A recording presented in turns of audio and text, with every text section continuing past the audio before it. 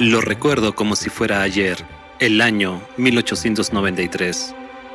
Estoy aquí, frente a las majestuosas cataratas del Niágara, cautivado por su indescriptible belleza. Entonces me asombró el poder y la fuerza que nos ha otorgado la madre naturaleza.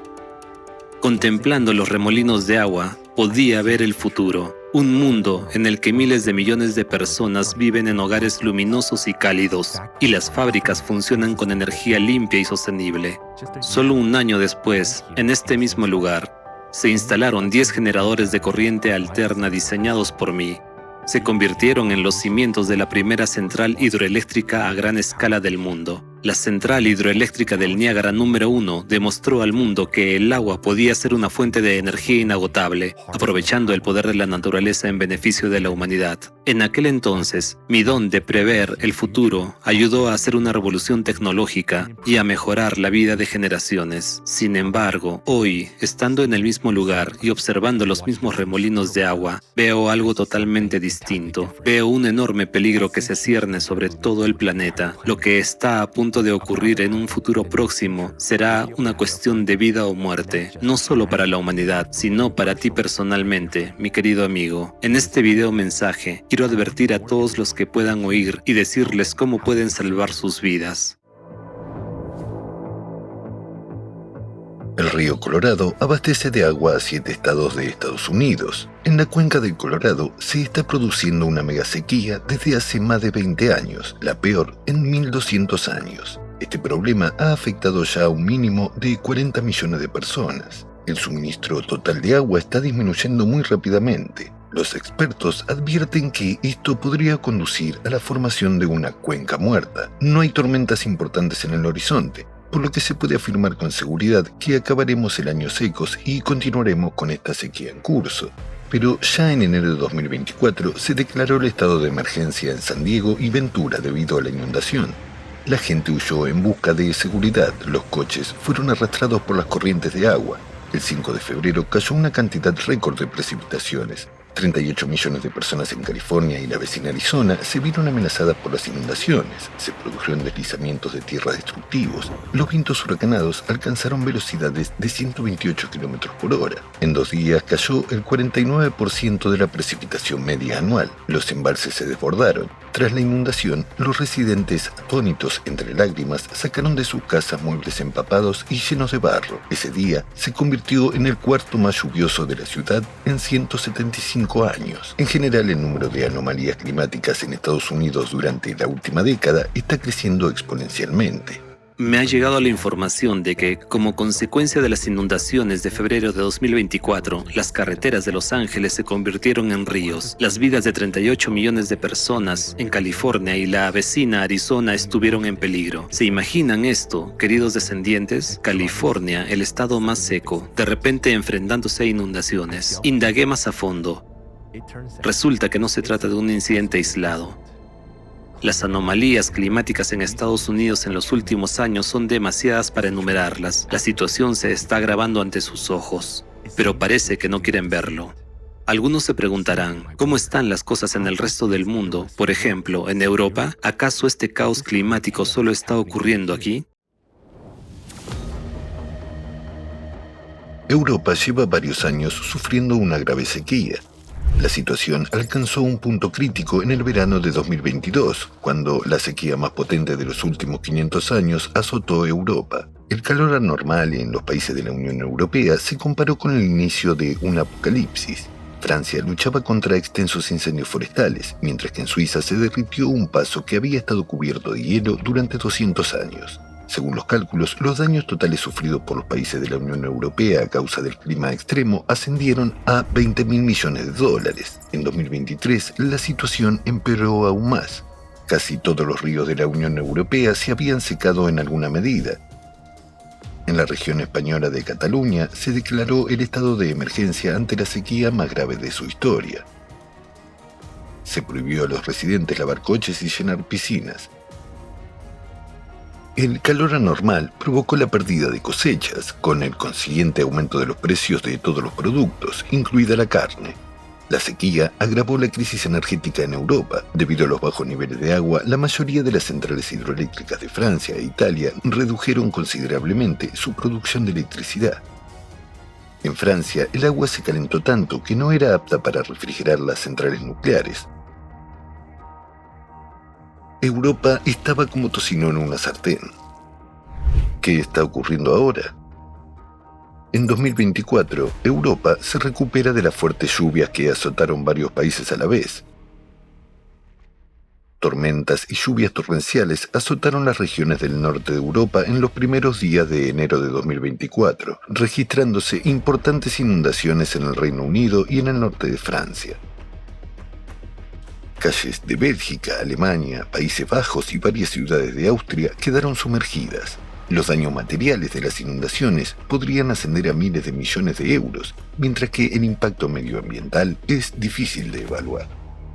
Una conocida activista ecológica escribió: olas de calor mortales, inundaciones, tormentas, incendios forestales, sequías, malas cosechas. Esto no es la nueva normalidad.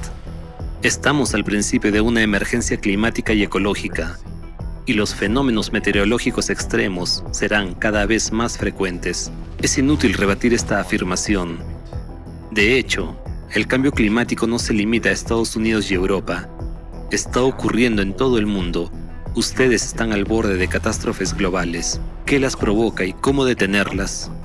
Lo descubrirán más adelante, pero por ahora es crucial comprender qué es lo que más necesita la humanidad en una situación así. Es bien sabido que una persona puede sobrevivir sin comida unos 30 días, a veces incluso más, pero sin agua solo entre 3 y 5 días, en casos raros hasta 8 días. Los investigadores han descubierto que más de la mitad de los mayores lagos y embalses del mundo contienen ahora menos agua que hace 3 décadas. Menos agua en lagos y ríos significa menos agua para consumo humano, así como para riego y uso industrial. Los bajos niveles de agua complican la generación de electricidad. Las inundaciones que siguen a las sequías prolongadas no alivian la situación. El agua no puede ser absorbida por el suelo seco, fluye como si se deslizara sobre el hielo, arrasando todo lo que encuentra a su paso, provocando inundaciones, flujos de lodo y deslizamientos de tierra. Según las estimaciones más conservadoras, más del 40% de la población mundial vivirá en regiones con escasez de agua en 2030. En las grandes ciudades el agua se racionará y su calidad no dejará de deteriorarse. Resurgirán las epidemias, resucitando enfermedades medievales. La crisis del agua provocará escasez de alimentos, lo que desencadenará migraciones de población a gran escala. Los gobiernos se derrumbarán como un castillo de naipes. Las regiones con recursos hídricos se cerrarán dentro de fronteras ajenas a los límites nacionales. Algunos países se están ahogando, otros se están secando, y algunos pasan de secarse a ahogarse. La situación del agua es realmente crítica. Como comprenderán, se agravará cada año que pase. Esto se debe al fuerte deterioro del clima, a la contaminación ambiental y al aumento de la población mundial. Entonces, ¿qué se puede hacer? Antes de conocer la solución a este problema, veamos qué pueden ofrecernos la ciencia, los negocios y la tecnología.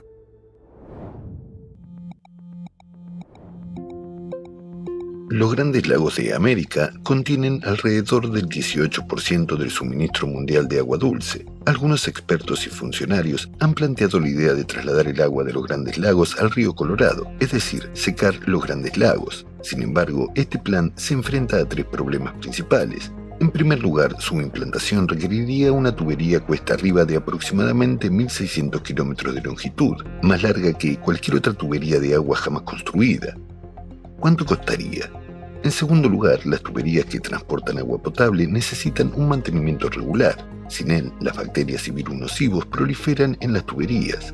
El 80% de todas las enfermedades del mundo están relacionadas con la calidad insatisfactoria del agua potable y el incumplimiento de las normas de saneamiento e higiene del suministro de agua. En tercer lugar, es necesario detectar y reparar continuamente las fugas. En Norteamérica, debido a las fugas en el sistema de abastecimiento de agua, se pierde entre el 20 y el 50% de toda el agua dulce. En Jackson, la capital de Mississippi, con una población de 170.000 habitantes, la reparación del sistema de abastecimiento de agua podría costar entre $1.000 y $2.000 millones. mientras que en todo el país los gastos para reparar el sistema de abastecimiento de agua superarán el $1 billón.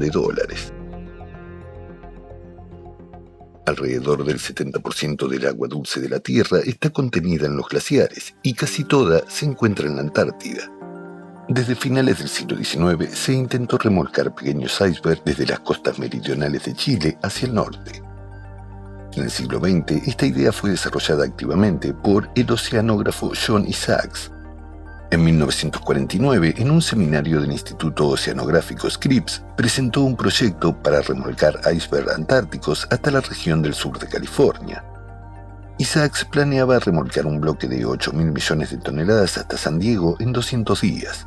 Dependiendo en gran medida de las corrientes oceánicas favorables, planeaba utilizar 6 remolcadores oceánicos con una potencia total de 80.000 caballos. Durante muchos años, Isaacs presentó nuevas propuestas para este proyecto, pero nunca avanzó más allá de las conversaciones. Al día de hoy, nadie ha descubierto cómo conservar el hielo durante el remolque en el océano cálido. Algunos expertos han calculado que un árbol sano necesita casi 42.000 litros de agua al año.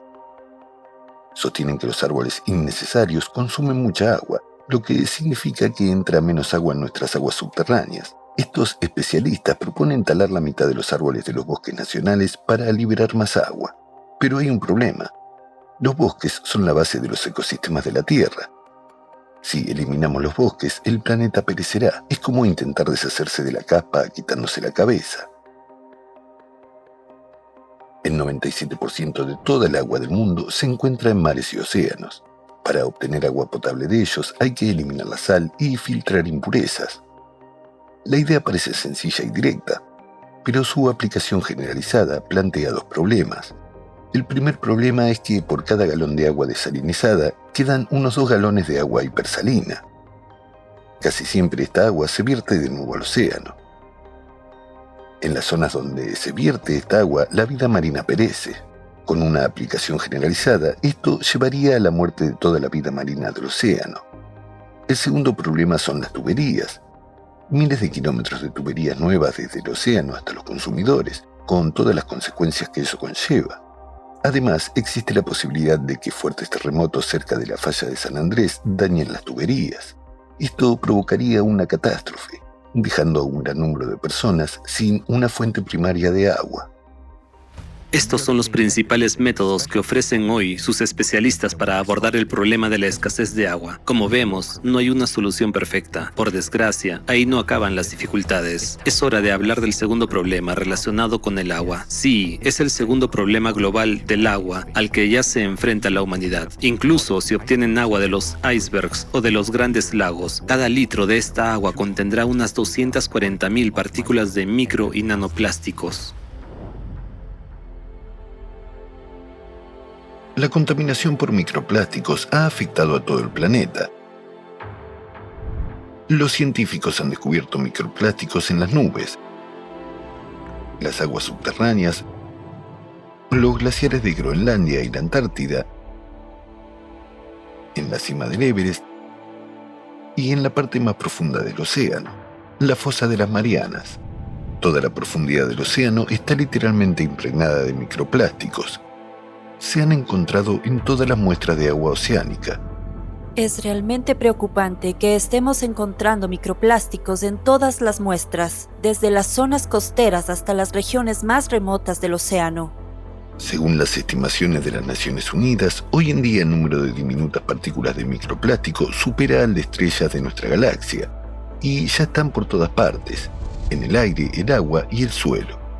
En la actualidad, hasta 25 millones de toneladas de micro y nanoplásticos al año son transportados durante miles de kilómetros por el aire oceánico, la nieve, el rocío marino y la niebla, mientras atraviesan países, continentes y océanos. La presencia de microplásticos en el medio ambiente va en aumento, pero aún no se han tomado medidas eficaces para eliminarlos. Mientras tanto, ya se han encontrado microplásticos en el cuerpo humano, en la sangre, el corazón, los pulmones, el cerebro, la placenta e incluso en la leche materna. Según tengo entendido, ahora mismo tienen plástico, microplástico y nanoplástico por todas partes, en todo el planeta. Por desgracia, la ciencia de su tiempo no ha encontrado formas eficaces de limpiar la biosfera de esta plaga. Mientras tanto, la cantidad de plástico en el océano aumenta entre 8 y 10 millones de toneladas cada año. Su volumen aumenta con el crecimiento de la población. ¿Qué implicaciones tiene esto para ustedes en medio de las catástrofes que han comenzado a producirse en todo el mundo y cómo debe abordarse? Ante todo, es importante entender qué está pasando realmente con el clima y por qué. Nuestro planeta está a punto de reventar debido al factor antropogénico y a la activación geodinámica de sus profundidades. Terremotos, inundaciones masivas, incendios incontrolables, sequías implacables, deslizamientos de tierra, ciclones y tormentas han azotado el mundo entero, cobrándose la vida de decenas de miles de personas y obligando a cientos de miles a abandonar sus hogares. Hoy esto ya afecta a todo el mundo. Ya no hay lugares seguros en la Tierra. Los cambios en el planeta que estamos presenciando ahora, un fuerte aumento de las temperaturas y el deshielo de los glaciares, aumento de la actividad volcánica, un aumento del número y la intensidad de los terremotos. La deriva de los polos magnéticos y el debilitamiento del campo magnético se producen cada 12.000 años debido a la influencia de procesos cósmicos externos.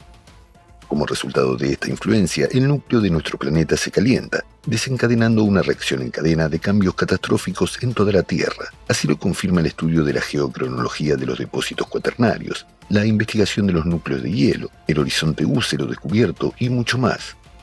En el ciclo anterior de 12.000 años, las temperaturas globales se disiparon hasta 15 grados centígrados. En el transcurso de varias décadas, la mayoría de los glaciares se derritieron. Comenzaron las inundaciones catastróficas, los tsunamis y los terremotos. Algunas zonas de la Tierra quedaron completamente sumergidas bajo el agua debido a la intensa subida del nivel del mar. Sin embargo, después se produjo un enfriamiento igualmente brusco. Durante cada ciclo se produjo un desplazamiento de los polos. El campo magnético de la Tierra se debilitó entre 8 y 10 veces. El debilitamiento del campo magnético provocó un aumento de la radiación cósmica. Las erupciones volcánicas afectaron a todos los rincones del mundo. Hace 12.000 años, las catástrofes provocaron la extinción masiva de la megafauna y un fuerte descenso de la población humana. Pero aquel fue un ciclo pequeño. Ahora estamos entrando en uno mayor, que es mucho más poderoso. El hecho de que están viendo este documental ahora mismo sugiere que nuestro planeta superó el ciclo climático anterior relativamente bien. No pereció, como tampoco lo hizo en todos los ciclos anteriores desde su formación. La estabilización del clima siempre ha estado asegurada por el océano. El océano disipaba el calor del interior de la Tierra hacia el espacio. El ciclo actual podría ser el último para ustedes debido a su influencia antropogénica. ¿Entienden lo que han hecho? En el 100% de las muestras de agua tomadas a diferentes profundidades, había micro y nanoplásticos presentes. Como resultado, el océano ha dejado de cumplir su función principal. En lugar de ser un acondicionador de aire, se ha convertido en un calentador. Ahora el calor permanece en la superficie de la Tierra. Esto desencadena el aumento del número y la intensidad de las catástrofes. ¿Acaso no lo ven o no quieren verlo? Entonces escuchen lo que dicen los científicos al respecto. Empezamos a hacer algo que a nadie se le había ocurrido antes. Producir hidrocarburos sintéticos, lo que conocemos como plástico. Antes de nosotros, no había plástico en el océano. Y a partir de los años 50, todo el plástico producido en el planeta acabó tarde o temprano en el océano. Como el plástico no se biodegrada ni se descompone en el medio ambiente, se queda tal cual. Una parte importante simplemente se descompone en partículas diminutas, conocidas como microplásticos y nanoplásticos. Estas partículas impregnan toda la profundidad del océano. Prácticamente cada gota del océano contiene partículas nanoplásticas. Debido a su composición específica, los microplásticos tienen una propiedad única: perturban la conductividad térmica del océano. Así que la causa de la alteración de la función del océano es el factor antropogénico, y más concretamente es el plástico que hemos creado y que ahora está por todas partes en el océano. Y en lugar de eliminar el calor, el océano se ha convertido en una manta gruesa para nuestro planeta, y el planeta es exactamente lo que necesita ser enfriado. El calentamiento anómalo de los océanos. ¿Qué consecuencias tiene para nosotros? A medida que aumenta la temperatura del agua en el océano mundial, se intensifica la evaporación de la humedad. Al evaporarse, se lleva energía calorífica del océano.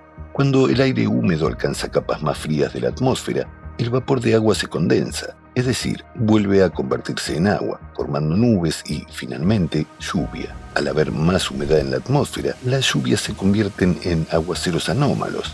Paradoja. Si hay más agua en la atmósfera, ¿por qué la mitad del globo sufre sequías? La razón es que, debido al calentamiento de los océanos, la atmósfera también se calienta. Cuanto más caliente está el aire, más humedad puede contener. La humedad se evapora y permanece atrapada en la atmósfera durante mucho tiempo. El agua no vuelve a la Tierra en forma de precipitaciones durante un largo periodo de tiempo, lo que provoca sequías prolongadas. Finalmente, cuando la atmósfera se satura de humedad hasta el punto de que ya no puede retenerla, se producen fuertes precipitaciones. Esta es la razón del aumento simultáneo de sequías e inundaciones extremas en todo el mundo. Son precisamente el océano cálido y la atmósfera cálida y húmeda los que aumentan el poder destructivo de los huracanes. El agua que se condensa en la atmósfera libera en el aire todo el calor acumulado, que fue absorbido durante la evaporación. Este calor se convierte en la principal fuente de energía de los ciclones tropicales. Cuando el viento, el agua y el calor se unen, adquieren un poder aterrador y devastador. Y ahora mismo estamos siendo testigos de ejemplos de estos sucesos anómalos. Freddy se convirtió en el primer ciclón tropical del hemisferio sur, que se intensificó 7 veces. El huracán Otis sorprendió a los climatólogos cuando en menos de 12 horas pasó a ser de una tormenta tropical normal a un huracán de categoría 5, la más alta. En otras palabras, subió 5 niveles en solo medio día. Esto nunca se había observado antes. Con la actual tendencia al calentamiento de los océanos, pronto no quedarán lugares seguros en la Tierra. Las sequías, inundaciones y huracanes de los próximos años tienen el potencial de hacer insoportable la vida en el planeta. Para ayudarles a comprender mejor cómo funciona esto, permítanme explicarles el mecanismo de la desestabilización climática. Es muy sencillo, hasta un niño puede comprenderlo. Así pues, el interior de la Tierra se calienta desde el núcleo con mayor intensidad debido a factores antropogénicos. El calentamiento del núcleo se debe a la influencia cósmica externa a la que se expone el planeta cada 12.000 años. El aumento de la intensidad de los huracanes, las lluvias y las sequías es solo el principio. La Tierra empezará a experimentar una exposición directa a los rayos cósmicos a finales de 2024. El océano que han contaminado no puede hacer frente a la disipación del calor, por lo que la escalada de catástrofes se adelanta. A tal escala, esto ocurre por primera vez en toda la vida del planeta. Si la situación con el océano no mejora, los desastres acabarán con toda la vida de la faz de la Tierra. Les quedan pocos años antes de alcanzar el punto de no retorno. ¿Qué pasará después? Según los cálculos de sus científicos, existe una alta probabilidad de que en 2036, debido al sobrecalentamiento del interior de la Tierra, el manto pueda fundirse, provocando una ruptura en la fosa de las Marianas. El agua se precipitará hacia el interior de la Tierra, lo que podría provocar una explosión, haciendo que la Tierra pierda su atmósfera y perezca. Y ahora, lo más importante, tienen la oportunidad de detener los desastres y evitar la desaparición del planeta. La puesta en marcha de generadores de agua atmosférica permitirá ganar tiempo para resolver esta tarea crítica. Miren lo que los inventores de esta tecnología tienen que decir al respecto. ¿Cómo funciona la tecnología de generación de agua atmosférica? El agua se evapora cada día de nuestros océanos, mares y lagos. Cuando llega a cierta altura por encima de cierto punto, se enfría hasta el punto de rocío y se convierte en una nube. Y entonces, por supuesto, el viento arrastra esa nube. Cuando su temperatura desciende por debajo del punto de rocío, se convierte en lluvia y vuelve a cambiar de estado. No estamos reinventando la rueda, ¿de acuerdo? Por el momento hay tres si se considera la mezcla, pero en realidad 2 métodos de obtener agua del aire. Uno es a través del uso de un material intermedio, por ejemplo una malla o un desecante a través del cual se hace pasar el aire y este absorbe esencialmente la humedad o induce la condensación. Y el otro método es bajar la temperatura del aire al punto de rocío para que el agua se condense naturalmente. Se trata de una tecnología que permite crear agua en cualquier lugar, porque el principio mismo de esta tecnología es que la calefacción y refrigeración crean condensación. Así que, ya sea en el Valle de la Muerte, en Nevada, o en el desierto del Sahara, podemos generar agua allí. Es decir, podemos generar agua en cualquier parte del planeta. El principio de funcionamiento del dispositivo es el siguiente. Primero se filtra el aire que entra en ella. El agua se condensa a partir de la humedad que hay en el aire. Así, lo único que extrae el dispositivo es una molécula de H2O, que es más pequeña que una partícula de microplástico. La filtración lo elimina todo. Y luego, cuando entra en el dispositivo, antes de que llegue al consumidor o a las personas que utilizan el agua, pasa por otra gran sección de filtración de carbono con plata añadida, por lo que el proceso no solo impide el crecimiento de bacterias, sino que elimina cualquier otra cosa que haya en el agua. Es un proceso increíble. ¿Puede la tecnología de generación de agua atmosférica causar daños al medio ambiente o alterar el equilibrio atmosférico? Tendrá un cierto impacto medioambiental, un impacto positivo, porque cuando procesamos el aire atmosférico, también lo filtramos de los contaminantes, como el humo, los gases de escape, la arena y todo lo que vuela por el aire. Y eso es solo un ejemplo del impacto. Cuando se trata del contenido de agua en el aire ambiental o en la atmósfera, como he mencionado anteriormente, es absolutamente imposible alterar el equilibrio natural de la atmósfera, porque es demasiado grande y demasiado poderosa. E incluso si creáramos una máquina enorme y asombrosa que succionara constantemente agua de la atmósfera, inmediatamente con la otra mano recogería agua del Pacífico o de la masa de agua más cercana. Deben de estar de acuerdo. Es una gran ventaja que utilizando un generador de agua atmosférica en cada hogar, nunca más necesitarán botellas de plástico. Por lo tanto, al utilizar el generador de agua atmosférica, resolveremos el problema del agua. Reduciremos la huella que deja la producción de plástico. Disminuiremos la huella de carbono en el transporte y ayudaremos al medio ambiente a volver a su ciclo natural. Algunos científicos han calculado que por cada grado de aumento de la temperatura, el contenido de agua de la atmósfera se incrementa en un 7% aproximadamente. Así que no hay absolutamente ninguna preocupación de que nos quedemos sin agua en la atmósfera. Es decir, es un sistema absolutamente súper sostenible y funciona mucho más rápido que, por ejemplo, la extracción de aguas subterráneas, ya que se tarda años en reabastecerse porque el agua tiene que filtrarse. Pero la situación es diferente con la atmósfera. La propia atmósfera está en contacto directo con la superficie de la Tierra, por lo tanto podemos extraer tanta agua como queramos. Los generadores de agua atmosférica extraen el exceso de humedad de la atmósfera que se acumula debido al aumento de las temperaturas en el planeta. Durante el proceso de aspiración se filtran los contaminantes, lo que da como resultado un aire más limpio. La tecnología de generadores de agua atmosférica es respetuosa con el medio ambiente y beneficiosa para el planeta. ¿Puede la tecnología de generadores de agua atmosférica producir agua en la cantidad necesaria? Incluso si cada uno de los 8.000 millones de habitantes extrae 100 litros de agua de la atmósfera, esa cantidad se repondría totalmente por evaporación. Esto es algo por lo que deberíamos esforzarnos. Al fin y al cabo, esta agua es limpia y está disponible en todas partes y para todo el mundo. Y creo que nuestro mundo ha despertado por fin a esa fuente alternativa. He diseñado y desarrollado la tecnología para colocar en cualquier lugar un generador de agua atmosférico que pueda producir más de 100.000 litros al día, 200.000 litros al día. Ya no es difícil, solo hay que pensarlo bien. Mi objetivo con esta tecnología es que la gente pueda vivir donde quiera y que nunca tengan que preocuparse por la escasez de agua. Porque mientras podamos respirar aire, hay humedad en el aire que respiramos. Creamos sistemas más grandes en los que, si se requiere, se pueden producir miles de galones al día, pero el consumo de energía sube proporcionalmente, así que todo se reduce a la pregunta, entonces, ¿qué nos conviene más? mayores gastos de capital para comprar más dispositivos o mayores gastos operativos para mantenerlas en funcionamiento. Los generadores de agua atmosférica pueden producir cualquier cantidad de agua necesaria, incluso para las necesidades industriales.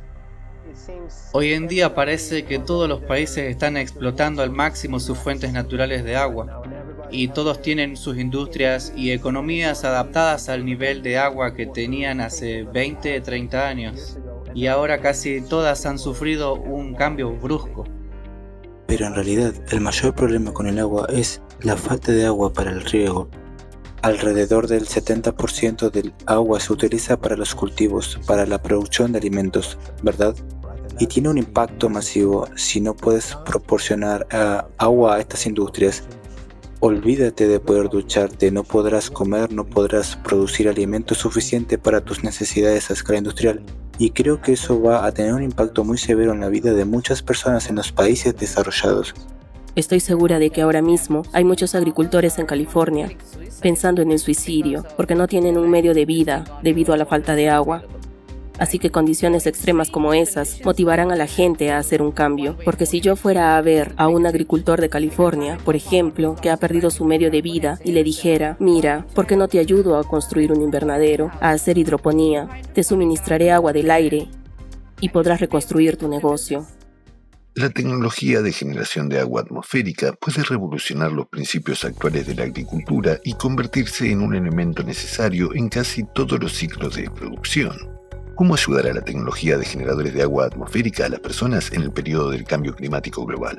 Si hablamos de la escasez de agua o, por ejemplo, del problema acuciante del cambio climático, o de cómo atender mejor a las personas en caso de catástrofe natural, imaginen un huracán que llega de repente y causa problemas inesperados en una zona. Normalmente los huracanes se producen en entornos muy cálidos y húmedos. Cuando se interrumpe la cadena de suministro y la logística de agua, se necesita una respuesta inmediata. Y eso es lo que algunas de nuestras opciones son capaces de proporcionar. Puedes utilizar tu propia fuente de alimentación o puedes utilizar una opción de suministro incorporada que también hemos desarrollado. Poner en marcha la máquina, empezar a producir agua y abastecerte del elemento más importante del soporte vital a demanda. Y esto es algo que nos hemos tomado muy en serio y hemos desarrollado bastantes opciones. La tecnología de generación de agua atmosférica es muy importante en las respuestas a catástrofes y a la ayuda de emergencia. Los generadores de agua atmosférica no solo pueden satisfacer las necesidades de agua dulce de la población, sino también garantizar la seguridad hídrica en periodos de cambio climático global. ¿Cuáles son las perspectivas de desarrollo de las unidades de generadores de agua atmosférica? Como he dicho, es una tecnología emergente. Aún no ha alcanzado su apogeo. La industria, dependiendo de los cambios políticos, de las barreras políticas, esta industria crecerá y se desarrollará en los próximos 15 años y se convertirá en una parte importante de nuestra sociedad. Sin duda ocurrirá y no hay nada que lo detenga. Y en lugar de trabajar por separado e intentar socavarnos unos a otros, tenemos que trabajar juntos, porque es un problema global. Uno de nuestros principales problemas hoy en día es que tendemos a actuar más por el beneficio que por el bien de la humanidad. Y eso es algo en lo que me concentro en el beneficio humano. Y sean cuales sean los años que me queden de vida, lo haré. Los GAA son generadores de agua atmosférica y tienen razón. Incluso el año pasado aún no se hablaba de ellos. La gente todavía decía, oye, ¿qué significa eso? ¿En serio? ¿Estás diciendo que se puede obtener agua del aire? Y de repente, el mundo entero se ha despertado a esto y dice, vaya, esta es una fuente inagotable. Así pues, queridos descendientes, se les ha presentado la tecnología que les permitirá lanzar un aire acondicionado planetario. A primera vista, la idea puede parecer bastante inesperada. Vamos a averiguar qué condiciones son necesarias para activarlo a plena potencia. Al extraer la humedad del aire, estimulamos la evaporación. Junto con la evaporación, los micro y nanoplásticos se elevan desde la superficie. Los generadores de agua atmosférica filtran el agua y eliminan todas las impurezas de ella. Con el uso masivo, los generadores de agua atmosférica se convierten en un filtro artificial integrado en el ciclo del agua del planeta. Tras unos años de uso activo de los generadores de agua atmosférica, el océano y la atmósfera estarán significativamente más limpios. El océano comenzará de nuevo a liberar calor a la atmósfera y desde allí se disipará en el espacio. Esto mitigará los efectos destructivos de las catástrofes. Además, con la evaporación intensa, el océano se enfría. Funciona igual que un frigorífico doméstico.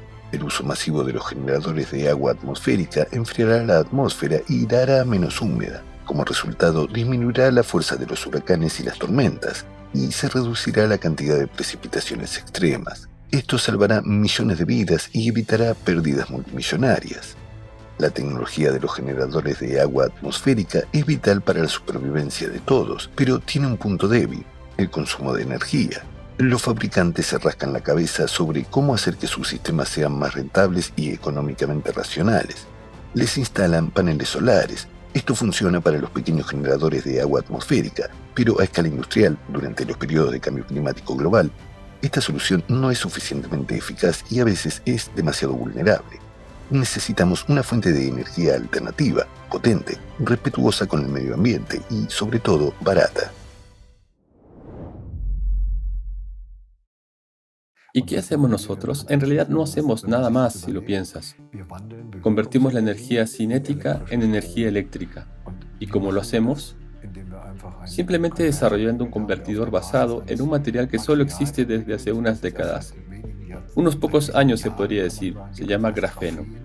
Descubrimos que tenemos materiales diferentes con dos características vibratorias distintas: el silicio y el grafeno, que vibra cientos de veces más fuerte. Y solo gracias a la diferencia en las características vibratorias de estos materiales funciona esta tecnología, que se denomina material bidimensional.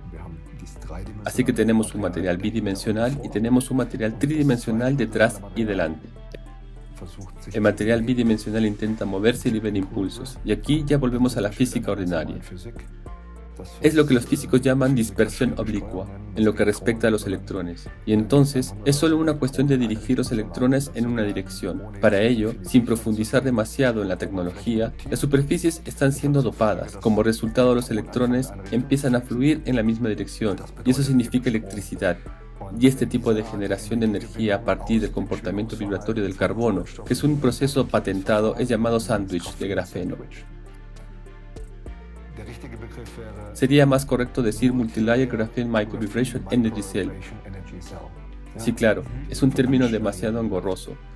Por aquel entonces lo llamábamos simplemente energía de neutrinos, lo que causó mucha resistencia porque la mayoría de la gente decía que son unos locos que quieren atrapar neutrinos. Y me gustaría aprovechar la oportunidad hoy para explicarles a ellos y a todos los oyentes y espectadores: no atrapamos neutrinos. Los neutrinos atraviesan los cuerpos, no los atrapamos. Sin embargo, los neutrinos desempeñan un cierto papel, hoy lo sabemos. Dan un pequeño impulso en el núcleo atómico, pero nosotros utilizamos la totalidad de las vibraciones. De este modo, utilizamos toda la gama invisible de la radiación. Para iniciar el proceso de limpieza del océano a escala mundial, deben obtener toda el agua únicamente de la atmósfera. Hoy en día, incluso para los fabricantes de generadores de agua, una tarea de esta envergadura puede parecer demasiado ambiciosa. Sin embargo, una vez que tengan en sus manos una fuente de energía alternativa, el uso masivo de generadores de agua atmosférica a escala planetaria se implantará rápidamente. El primer paso que hay que dar es pasar completamente a los generadores de agua atmosférica y dejar de extraer agua de las fuentes superficiales y subterráneas. Los generadores de agua atmosférica pueden producir cantidades suficientes de agua necesaria tanto para fines potables como industriales. Serán de vital importancia en condiciones de crisis hídrica y garantizarán la sostenibilidad del suministro de agua. El segundo paso es reconstruir los sistemas de alcantarillado. El agua no debe verterse en masas de aguas abiertas. Debe dirigirse al suelo purificada y solo después de someterse a una depuración final, natural, a través de la capa del suelo, debe llegar a las masas de agua. Extraer agua de la atmósfera en un 70% resuelve el problema de la exacerbación de los fenómenos climáticos, mientras que el tratamiento de las aguas residuales lo resuelve en otro 30%. De este modo, varios de los objetivos de desarrollo sostenible de las Naciones Unidas podrán alcanzarse plenamente de una sola vez. El tercer paso importante es la introducción de generadores sin combustible, GSC, que debido a su intensidad energética son necesarios para proporcionar a los generadores de agua atmosférica la energía necesaria y asequible. La humedad para los sistemas de generación de agua debe reponerse a partir de fuentes naturales, y esto requiere la eliminación de los embalses abiertos. La introducción de los GSC reducirá la dependencia de la energía hidroeléctrica y permitirá abrir las presas. La restauración de los ríos a sus cauces originales y la reactivación de sus caudales naturales eliminarán el agua estancada y revitalizarán los ecosistemas. Estas medidas también permitirán alcanzar varios de los objetivos de desarrollo sostenible aprobados por la Asamblea General de la ONU. Estos son los pasos prioritarios para salvar el planeta. Si se ponen en práctica, veremos resultados tangibles en un plazo de 2 a 3 años. Sin embargo, es importante entender que el proceso de cambio climático se está acelerando y no podremos detenerlo al instante. Por lo tanto, durante el primer año, la situación puede agravarse ligeramente, pero aproximadamente 8 o 14 meses después, todo empezará a mejorar. Dentro de 5 o 8 años, veremos hasta qué punto se limpiarán las aguas. Esto restaurará la función del océano de enfriar el planeta, desaparecerán las inundaciones, las sequías, los vientos anormales y las fluctuaciones de temperatura. El clima será mucho más suave y previsible. Así, gracias a la implantación de generadores de agua atmosférica, ganaremos tiempo adicional para desarrollar un escudo que proteja nuestro planeta de la influencia cósmica externa. Queridos descendientes, ahora están al borde de un precipicio, viendo cómo se acerca la catástrofe. Sin embargo, no hacen nada. Y esto en un momento en que ya disponen de las tecnologías necesarias. Gracias a los generadores de agua atmosférica, realmente pueden ganar el tiempo que los científicos necesitan para detener los desastres climáticos y salvar la Tierra para las generaciones futuras. Es un proyecto mundial, una de las piezas clave del rompecabezas para salvar el mundo.